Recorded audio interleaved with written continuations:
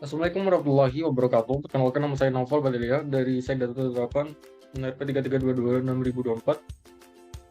6024. Saya di sini akan menjelaskan analisis faktor kemiskinan di dunia. Dosen mampu Bapak Roni. Selanjutnya saya akan menjelaskan tujuannya. Tujuan saya dari penelitian ini yaitu untuk mengetahui seberapa besar pengaruh variabel saya, yaitu kejahatan, terisi, dan kematian anak, tahun sekolah, sanitizer, drinking water atau air, listrik, rumah, aset, kesehatan, pendidikan yang dapat mempengaruhi kemiskinan di beberapa negara. Selanjutnya, metodologi. Metodologi yang saya pakai yaitu satu, pertama pengumpulan data, yang kedua processing data, yang ketiga uji KMO, yang keempat memamerkan hasil output. Sumber data referensi saya pertama dari EECD. Oke, ada 4 ini. Gila orang. Oke guys, kita lanjut ke bagian sintaks saya. Di sini ada 11 variabel ya yang kita sebutin tadi.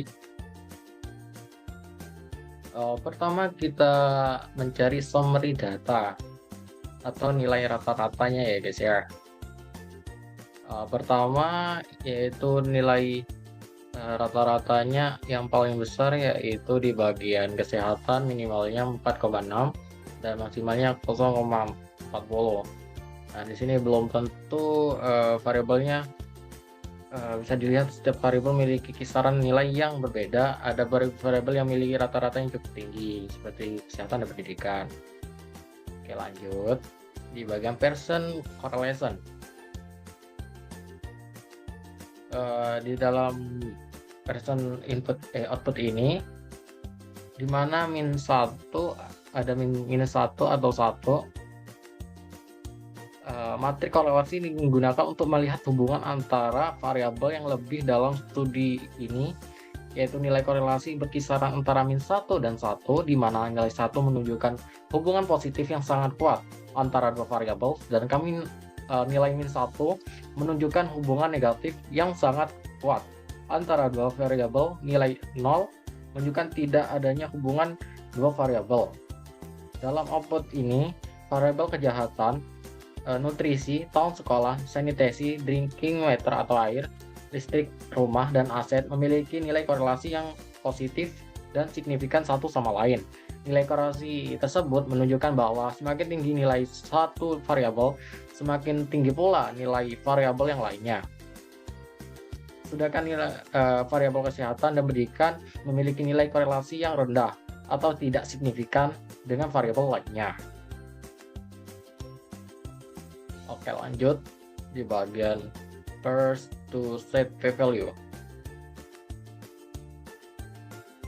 Di sini p-value menunjukkan probabilitas untuk memperoleh hasil yang sama ekstrim atau lebih ekstrim daripada yang diobservasi hipotesis 0, tidak adanya hubungan antara dua variabel yang benar.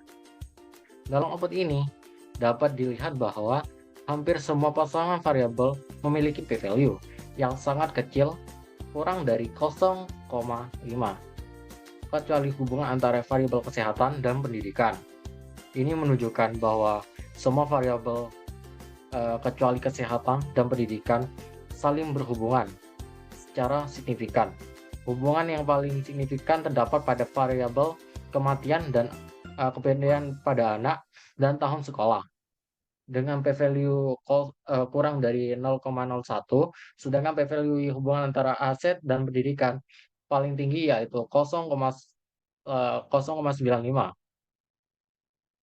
yaitu tidak dianggap signifikan. Kita lanjut di bagian adjust p-value for methods. Di sini ada beberapa variabel tersebut memiliki nilai p-value yang sangat kecil, kurang dari 0,5 kayak tadi, yang menunjukkan bahwa semua variabel tersebut memiliki pengaruh yang signifikan terhadap kesehatan masyarakat.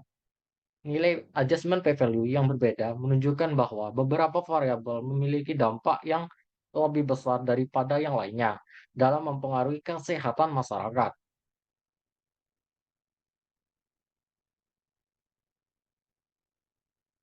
Oke, di sini kan ada KMO, MSA-nya 0,93 ya. Di sini hasil outputnya menunjukkan bahwa MSA adalah 0,3 yang menunjukkan bahwa data cukup baik untuk analisis faktor. Selain itu, MSA untuk setiap item menunjukkan bahwa sebagian memiliki nilai MSA yang relatif rendah. Hal ini menunjukkan bahwa variabel kesehatan dan pendidikan mungkin tidak cocok untuk dimasukkan ke dalam analisis faktor, karena tingkat kemiskinan belum tentu penyebabnya dari pendidikan maupun kesehatan seseorang. Nilai KMO di sini ada 0,3.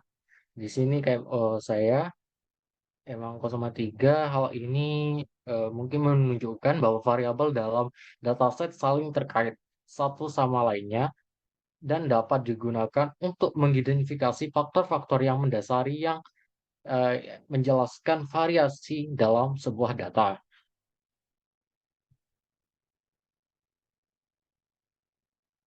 Oke, di sini selanjutnya p-value-nya 0 ya guys ya. Emang eh, data yang dipaparkan itu sangat signifikan atau sangat relate.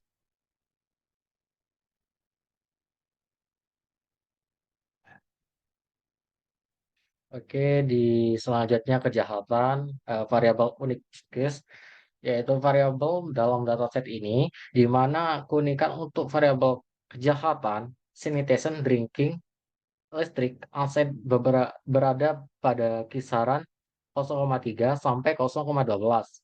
Sedangkan nilai keunikan untuk variabel nutrisi, kematian pada anak, tahun sekolah, kesehatan, dan pendidikan sangat tinggi, yaitu 0,29 sampai 0,99.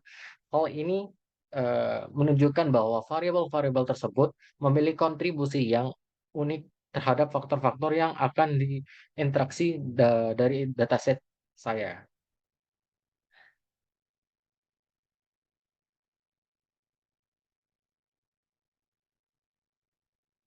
Oke, di sini SS Louding.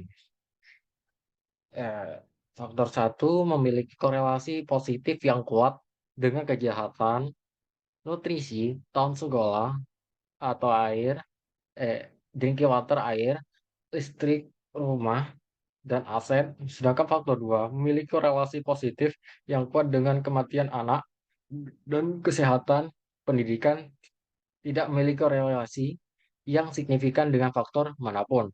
Jadi dari tadi pendidikan belum penyebab utama dalam eh, naik turunnya sebuah kemiskinan rata-ratanya.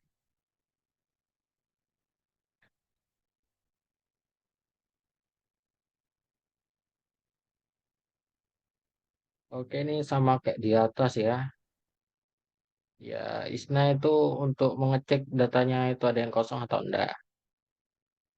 Biar benar-benar keisi gitu. Kalau yang nggak keisi, mending keisi nol disarankan.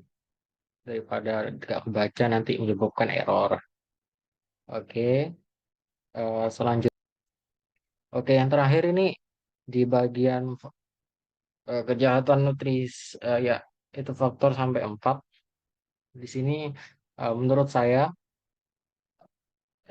sintak ini dapat membantu untuk memahami hubungan antara variabel-variabel yang ada di dalam dataset dan juga dapat digunakan untuk memprediksi nilai-nilai yang hilang atau tidak diketahui dalam data. Dalam kasus ini, analisis faktor yang membantu dalam merencanakan strategis untuk mengurangi kejahatan, meningkatkan kesehatan masyarakat, dan meningkatkan kualitas pendidikan. Dari eh, dari analisis di atas, lebih ke